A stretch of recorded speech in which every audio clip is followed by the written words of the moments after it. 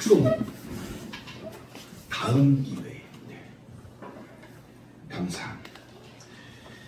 지지난주에 우리는 주님께서 가르쳐 주시는 이 기도를 생각하는 가운데 우리의 기도의 대상이신 하나님은 어떠한 분이신지, 그리고 그분 앞에 서 있는 우리는 어떤 존재인지, 그리고 그 하나님과 나와의 관계는 어떠한지, 그런 것으로 은혜를 나눴었습니다.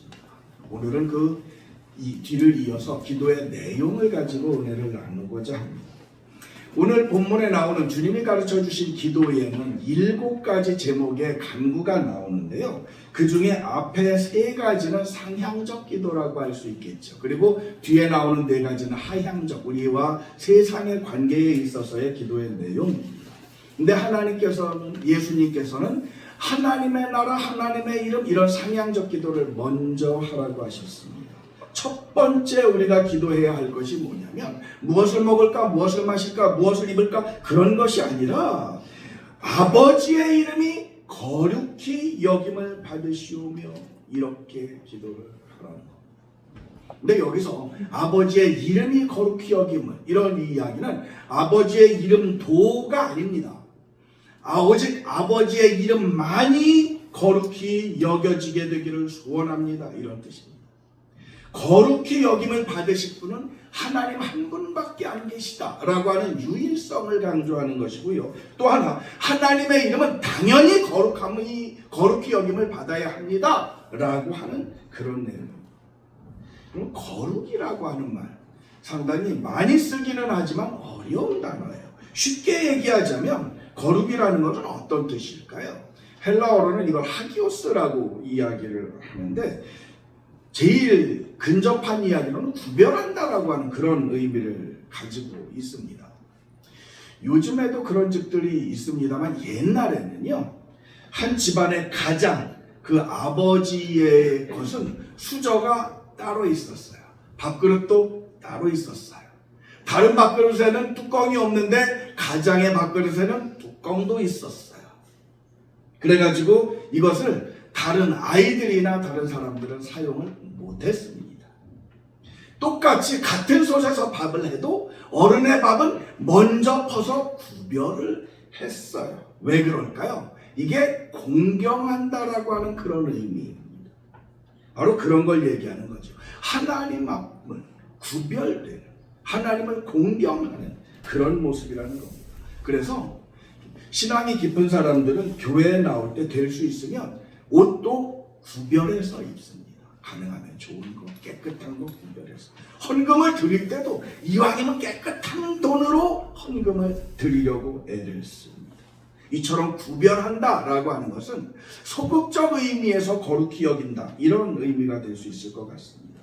그 다음에 거룩히 여긴다고 하는 것은 높여드린다라고 하는 그런 의미입니다. 이 거룩이라는 말 어원적으로 보면 무겁다라고 하는 그런 뜻이 있어요.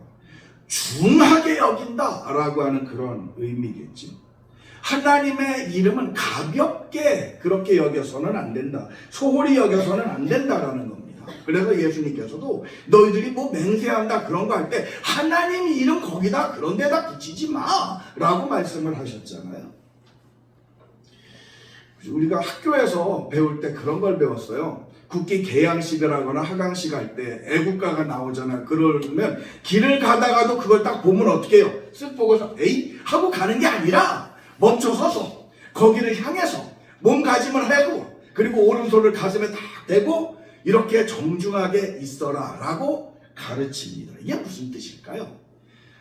나라를 소중히 여기라 라고 하는, 중요하게 여기라 라고 하는 그런 의미입니다. 우리가 하나님의 이름을 생각하고 부름에 있어서도 우리의 마음속에 이 하나님의 이름을 정말 중하게 여기는, 소중하게 여기는 그런 모습이 있어야 된다라고 하는 겁니다. 근데 사실은요, 하나님은 우리가 그렇게 안 해도 스스로 거룩하신 분이십니다. 내가 거룩히 여겨야만 하나님이 거룩해지시는 분이 아니에요. 그런데도 불구하고 이렇게 기도하라는 이야기는 무슨 의미일까요? 하나님의 이름이 거룩히 여김을 받으시옵소서라고 할 때 누구에게 이렇게 거룩히 여김을 받아야 된다는 이야기일까요? 온 세상에 의해서 하나님이 거룩히 여김을 받아야 된다라는 얘기입니다. 그런데 문제가 뭐냐면 사람들이 하나님의 이름을 그렇게 거룩하게 여기지 아니하더라라는 것. 그러면 하나님을 모르는 사람들로 하여금 하나님의 이름을 거룩히 여기게 하기 위해서는 어떻게 해야 될까요? 하나님을 알고 하나님을 믿는 사람들로 말미암아, 범위를 좁히면 나로 말미암아서 하나님의 이름이 거룩히 여김을 받도록 내가 해야 된다라는 이야기. 하나님의 이름은 스스로 거룩하지만 우리가 하나님의 이름을 어떻게 사용하느냐, 그거에 따라서 사람들은 하나님에 대한 인식을 다르게 가질 겁니다. 내가 하나님 때문에 어떤 행동을 하느냐, 내가 하나님의 이름을 위해서 어떤 삶을 살아가느냐, 그런 거에 따라서 세상 사람들의 하나님 이해가 달라진다는 겁니다. 다시 말하면 우리가 세상 사람들이 하나님을 거룩히 여길 수 있도록 그 이름을 우리가 사용해야 하고 하나님의 이름에 따라서 그렇게 우리가 살아내야 된다라는 그런 의미입니다. 우리가 하나님의 자녀, 하나님의 백성이라고 하잖아요. 그리고 세상 사람들은 하나님을 몰라요. 그들이 하나님에 대해서 어떻게 유치할까요? 우리를 통해서 그들은 하나님은 저런 분이신가 보다 이렇게 판단할 수밖에 없다는 겁니다. 그렇기 때문에 성도인 우리는 항상 하나님의 이름이 나 때문에 어떻게 보여질까, 그런 것들을 생각하면서 그 아버지의 이름을 높이기 위한 그런 삶을 살아야 된다는 겁니다. 잠언 30장 7절에서 9절까지의 말씀을 같이 한번 보실까요? 같이 읽겠습니다. 시작.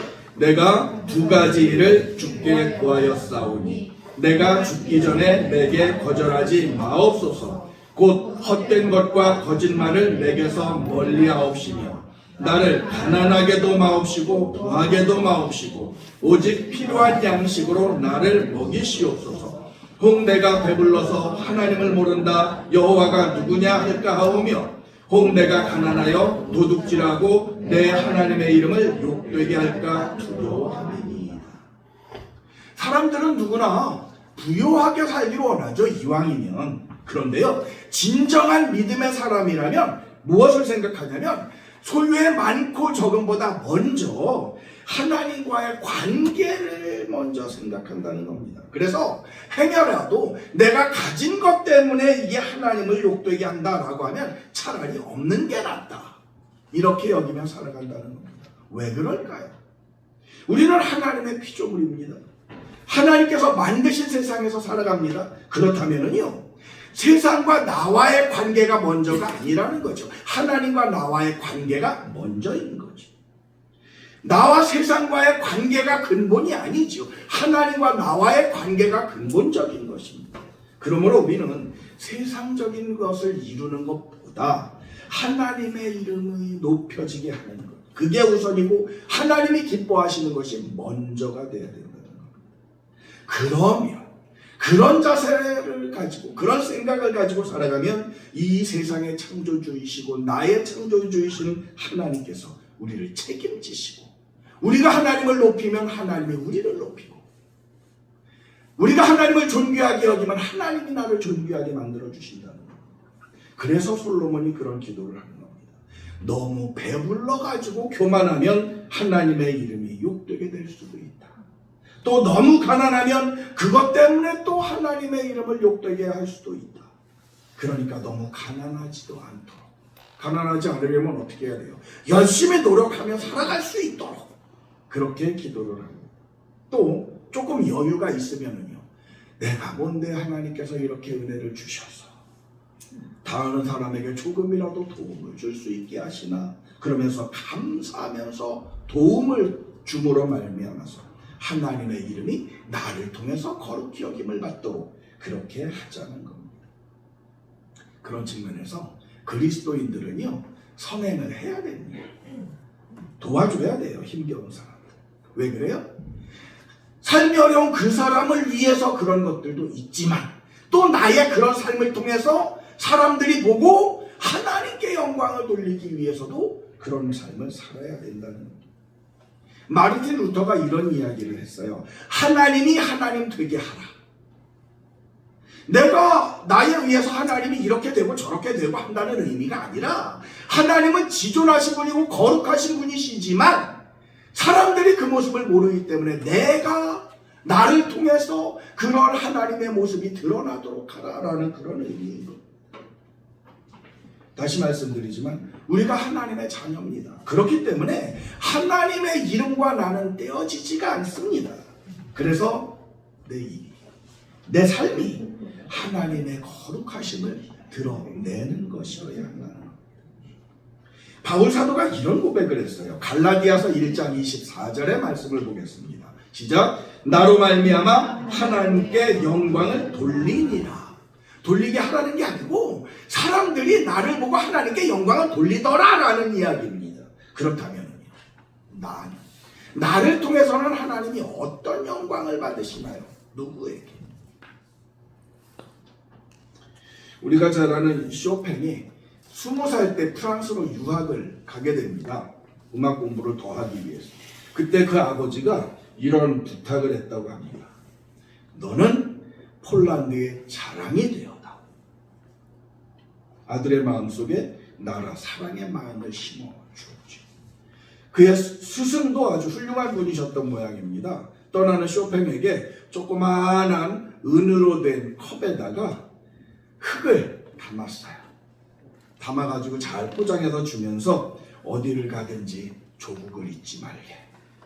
이 한 줌의 흙을 자네의 따뜻한 마음으로 늘 사랑해 주기를 바라네. 이러면서 그 고향의 흙을 담아줬답니다.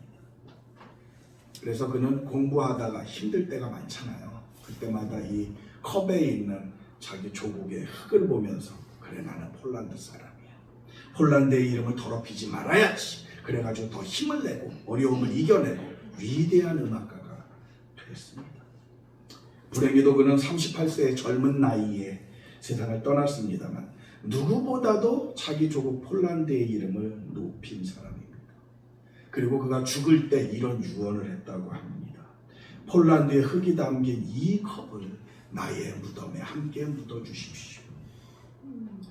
그는 그렇게 살고 그렇게 죽었어요. 그렇다면 우리는 어떻게 살고 어떻게 죽어야 할까요? 그리스도의 이름을 높이고 하나님의 이름이 거룩히 여김을 받도록 그렇게 살아야 되지 않겠습니까? 주님의 기도의 두 번째 간구는요, 아버지의 나라가 오게 하옵소서. 그런 겁니다. 하나님의 나라가 오게 하옵소서. 하나님의 나라는 어떤 나라인가요?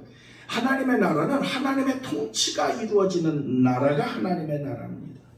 창조주 하나님께서 통치하시는 나라, 정의의 하나님께서 통치하시는 나라, 사랑의 하나님께서 통치하시는 나라, 거룩하신 하나님께서 통치하시는 나라가 오기를 소망한다라는 그런 내용입니다.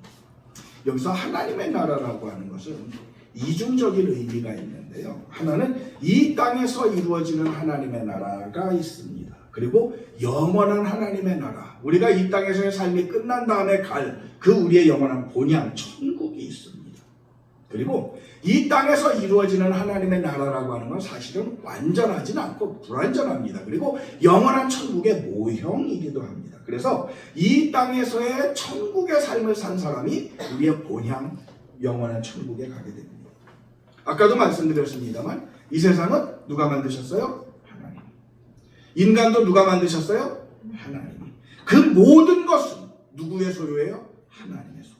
하나님께서 만물을 다스립니다. 그리고 마지막 때에도 하나님께서 이 세상 모든 것을 심판하실 것입니다. 그렇다면 모든 사람들은 누구의 통치를 받아야 돼요? 하나님의 통치를 받아야 됩니다. 그리고 하나님의 통치가 정말 완전하게 이루어진다면 거기는 어떤 모습이 될까요? 하나님은 전능하신 분이십니다. 그래서 하나님의 통치가 완전히 이루어진다면 그 하나님의 능력이 나타나고 사람들이 볼 때는 기적들이 일어나게 됩니다. 하나님은 사랑의 하나님이시잖아요. 그러므로 그 하나님의 통치가 완전히 이루어진다면 거기에는 모든 미움도 시기도 질투도 다 사라지고 사랑의 나라가 될 것입니다.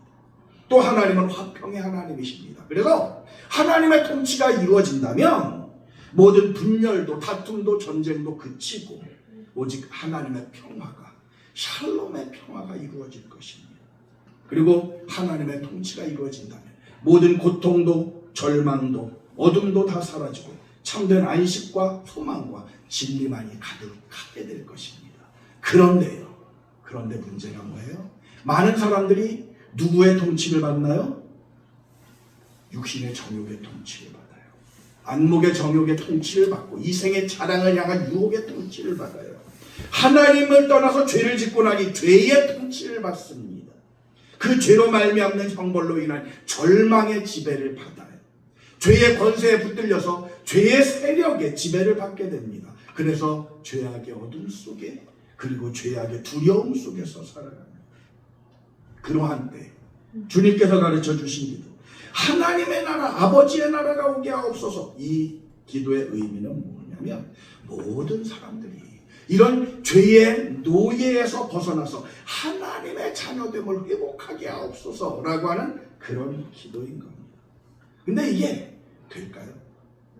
어떻게 가능할까요? 모든 사람이 예수님을 주로 영접하고 그리고 그 예수님의 십자가의 대속의 은혜를 입으면, 그래서 죄사함을 받으면 그 다음에는 죄에서 자유함을 얻게 됩니다. 죄로 인한 형벌의 그 절망에서 벗어나게 됩니다. 그리고 성령님의 도우심을 받아서 죄의 세력을 물리칠 수 있습니다. 그러면 하나님의 통치 안으로 들어갈 수 있게 되는 거죠. 그리고 이렇게 예수님을 나의 왕으로 영접해서 하나님의 다스리심 속에 사는 사람이 영원한 천국에 들어가게 되는 겁니다. 근데 옛날에는 천국이라고 하기보다는 천당이라는 말을 주로 많이 썼어요. 그래서 혼자 오늘 이 말씀을 준비하면서 생각을 좀 해봤어요. 천국과 천당 어떻게 다를까? 근데 천당이라는 말이 저는 더 친근하고 부드럽게 들려요. 왜냐하면 하나님 나라라고 하면 편안함과 따스함과 이런 게 연상이 돼야 되잖아요. 근데 나라와 천당은 집이잖아요. 나라와 집 하면 어디가 더 편안하고 따뜻한가요? 가정이 더. 그래서 천당이라는 말이 더 정겹게 느껴진다. 지나가는 이야기입니다. 어쨌거나 다시 말씀드리지만 천국은 하나님께서 다스리시는 나라입니다. 하나님의 주권이 행사되는 곳입니다. 하나님의 주권이 행사되는 시간, 하나님의 주권이 행사되는 인격, 하나님의 주권이 행사되는 공간, 그것이 하나님의 나라입니다. 그렇기 때문에 아버지의 나라가 임하시옵소서, 이 말은 주님의 주권을 완전히 내 마음속에, 내 가정에, 이 사회에, 이 나라에 행사되기를 원합니다. 그런 뜻입니다. 그리고 아까도 말씀드렸습니다만 하나님의 주권이 이루어지는 곳에서는 어둠의 권세, 사단의 권세, 그 더러운 죄의 권세는 다 물러갑니다. 주님의 뜻만이 이루어집니다. 이런 이야기도 할 수 있습니다. 귀신 들린 사람이 있다는데 거기서 아버지의 나라가 임하옵소서 이렇게 기도한다면 뭐예요? 이 사람에게서 더러운 귀신이 물러가고 맑은 정신, 온전한 사람으로 회복되게 하옵소서, 그런 뜻입니다. 내 마음속에 누군가를 미워하는 마음이 있어요. 그때 하나님의 나라가 임하시옵소서, 이 이야기는 뭔가요? 용서하는 마음, 사랑하는 마음, 화평하는 마음, 따뜻한 마음, 예수님의 마음이 되게 하옵소서, 이렇게 기도하는 겁니다. 더러운 마음이 정결하게 되고 하나님의 성품으로 성숙하는 그런 인격이 되게 해달라고 그런 기도를 하는 겁니다. 예수님께서 하신 말씀을 좀 읽어보면 또 한 가지 중요한 뜻을 생각할 수 있는데요. 종말에 대한 말씀을 예수님께서 하셨어요. 그때 보면은 그 종말 마지막 때는 전쟁도 있고 기근도 있고 환난도 있고 배신도 있고 배교도 있고 이런 여러 가지 징조에 대한 말씀을 하셨어요. 그런데 결론은 뭐냐면, 마지막 결론은 복음이 이 땅 끝까지 전파된 이후라야 마지막 때가 온다, 그렇게 말씀하셨습니다. 완전한 하나님의 나라, 예수님께서 재림하신 그날은 복음이 땅 끝까지 다 전파된 이후에 된다는 말씀입니다. 그렇다면 하나님의 나라가 임하기를 원합니다. 이 기도는 무슨 뜻일까요? 그 속에는 이런 것도 또 있습니다. 빨리 복음이 다 전파돼서 예수님의 복음을 듣지 못한 사람이 아무도 없게, 그래서 하나님의 나라가 이 땅에 빨리 이루어지게 되기를 소망합니다. 그런 이야기예요. 그러면 하나님의 말씀이, 복음이 땅끝까지 빨리 전파되려면 어떻게 돼야 돼요? 나도 거기에 일조해야지요. 복음을 위해서 전도도 하고 선교도 하고 저도 그 일에 열심을 내겠습니다. 그런 고백이 되어야 한다는 이야기입니다. 그래서 아버지의 나라가 임하시옵소서, 이 기도는 쉽게 말하면 저 열심히 전도하고 제가 가는 선교사는 못 돼도 보내는 선교사는 되겠습니다. 이런 고백이 되는 겁니다. 그리고 또한 내가 주의 나라의 주권에 전적으로 순종하고 충성하고 헌신하겠습니다. 그런 다짐입니다. 그리고 하나님께서 우리를 위해서 예비해 놓으신 영원한 천국이 있습니다. 이 세상은요, 아무리 좋아도 눈물이 있습니다. 고통도 있습니다. 한숨도 있습니다. 그러나 천국에 가면 거기는 더 이상 눈물도 한숨도 고통도 없습니다. 오직 영원한 행복과 평화만, 사랑만이 넘칩니다. 그러므로 아버지의 나라가 임하시옵소서, 이런 기도는요, 이 영원한 종말론적인 그 나라를 내가 소망합니다. 그날이 속히 오기를 원합니다. 이런 고백입니다. 말씀을 맺고자 합니다. 천국은요, 과거, 현재, 미래를 막론하고 하나님의 뜻이 이루어지는 곳입니다. 그리스도의 통치가 이루어지는 곳입니다. 이 하나님의 나라가 내 마음에, 우리 가정에, 우리 교회에, 이 사회에, 나라에, 온 세상에 임하기를 소망하며 내게 주어진 사명을 감당하는 가운데 영원한 천국을 바라보며 천국의 기쁨, 천국의 권세를 누리시는 우리 성도님들이 되시기를 주 예수님의 이름으로 축복합니다. 우리 함께 찬양합시다. 주의 나라가 임할 때